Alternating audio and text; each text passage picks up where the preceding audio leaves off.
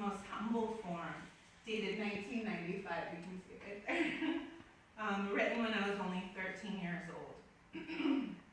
My older sister, Theda, and I were awarded an apprenticeship grant to learn embroidery from our mother through the Orland Historical Society.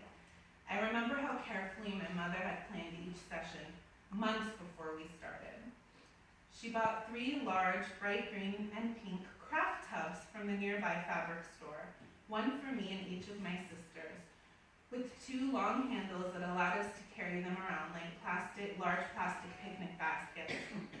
My mother filled them up with our apprenticeship materials, from needles, embroidery thread, to fabric, measuring tape, scissors, and more. On the first day of the apprenticeship, she lined up 3 bins on the patio, one for each of us, including my little sister, Sefa, so she didn't feel left out. She was too young to participate in the apprenticeship. We were the 3 sister musketeers growing up, all together or not at all, exemplified most prominently by our matching red button-up blouses, black and gold skirts with elastic waistbands, and headbands that my mother would dress us up for special occasions. It was the 1990s after all. Thus, our first apprenticeship session commenced. We picked up our bin with such excitement, as though we were opening gifts on Eid al-Fitr from under our mini plastic Christmas tree that we repurposed as our Eid tree, and adorned with glittery handmade Islamic ornaments. Going in, we only knew the basics of practicing embroidery. We'd spent years on my mother's demonstrations, tweezing the waste canvas from the embroidered fabric, as well as creating small cross-stitch projects, such as bookmarks. But we also knew that embroidery was much more than a pretty design on fabric, or a fashion statement.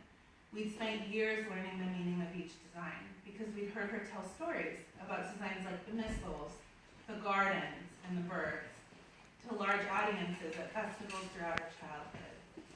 We knew Palestinian embroidery exceeded the vanity of aesthetics and symbolized Palestinian cultural identity, heritage, and the language of our maternal ancestors. We understood that the culture of artistry and folklore in Old Palestine and the diaspora was just as important as the Tatreez itself, and that Palestinian women have gathered together for generations with their daughters to work collectively on embroidery projects, bonding with one another through storytelling and a cup of tea. That is how my mother learned embroidery, and that is how we learned embroidery. We felt ready to do more than tweeze waste canvas. We were ready to create, and the apprenticeship was the very first time my mother invited us to embroider on one of her dresses. My mother began the first session by describing how to start a project, how to pick a pattern, cut the cloth, and position the embroidery on the fabric.